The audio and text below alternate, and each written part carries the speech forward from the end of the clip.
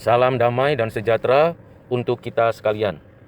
Kita akan belajar, mengetahui, mengerti, dan memahami sebuah teks di dalam Alkitab.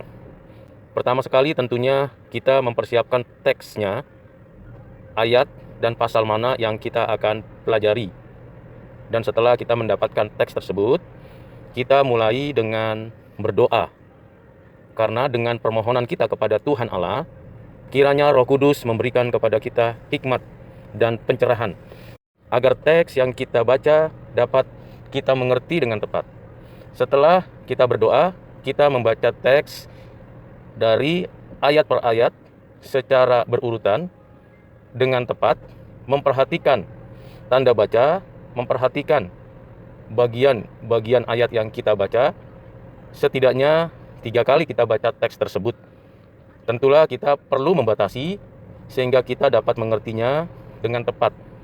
Setelah itu, kita mulai melakukan proses pembelajaran kita dengan pengertian dan pemahaman dengan istilah koma, yaitu konteks, observasi, makna, dan aplikasi. Setiap teks tentunya ada pada konteks. Konteks artinya apa yang terjadi pada teks tersebut, peristiwa atau catatan atau ayat-ayat sebelum teks itu ditulis atau sesudah teks itu ditulis. Ada konteks dekat, yaitu ayat-ayat atau pasal-pasal dari teks tersebut yang perlu kita lihat dan pelajari. Di mana posisi teks tersebut di dalam kitab itu? Apakah pada konteks penciptaan, konteks kejatuhan, konteks penebusan, atau konteks penyempurnaan? Selanjutnya, kita juga bisa mengerti dan mengetahui teks itu pada konteks zaman apa. Zaman sebelum Masehi atau zaman saat ini, zaman Masehi. Konteksnya waktu itu, teks itu ditulis di mana? Dan untuk siapa? Apa yang menjadi latar belakang dari teks tersebut? Apa yang menjadi tujuan dari teks tersebut? Jadi kalau kita ingin menulis dan menyelidiki sebuah teks, kita harus mencari tahu konteks dari teks tersebut, zamannya, budayanya, penulisnya, keterkaitannya dengan pergumulan zaman itu, dan hal-hal yang berkaitan dengan teks tersebut.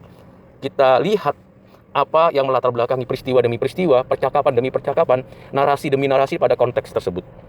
Selanjutnya, setelah kita mendapatkan pengetahuan, mencatatnya, menuliskannya dengan baik, tersusun rapi, konteks budaya, konteks pergumulan, konteks zaman, konteks penulis, konteks pendengar, dan konteks pada teks tersebut, konteks jauh dan konteks dekat.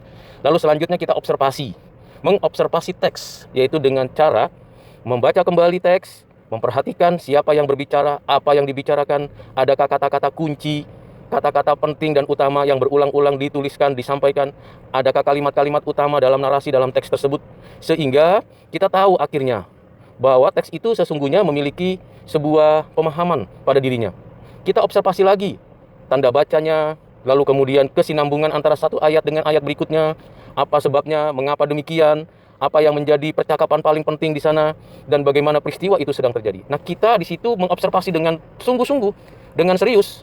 Kita catat dari hasil observasi itu, bukan hanya menjawab siapa, mengapa, bagaimana, kapan, di mana, siapa yang mengerjakan, dan seterusnya. Tidak hanya itu. Kita harus mengobservasi dengan baik, dengan tepat. Setelah itu, kita menemukan maknanya. Makna berarti apa yang paling penting dan paling utama dari teks yang kita baca.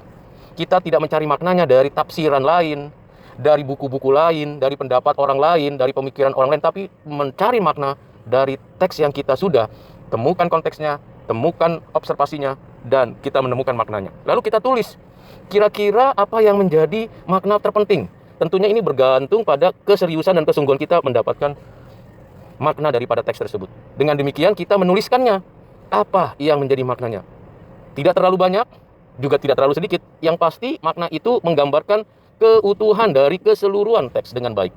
Setelah itu, setelah kita menuliskan maknanya, lalu kemudian kita aplikasikan makna tersebut di dalam kehidupan masa itu bagaimana, dalam kehidupan orang Kristen umumnya seperti apa, lalu dalam kehidupan kekinian kita saat ini. Termasuk maknanya itu diaplikasikan bagi kehidupan kita. Kita bisa menerapkannya dalam pengertian akademis, dalam pengertian spiritualitas kita, bahkan dalam hal-hal yang sangat konkret.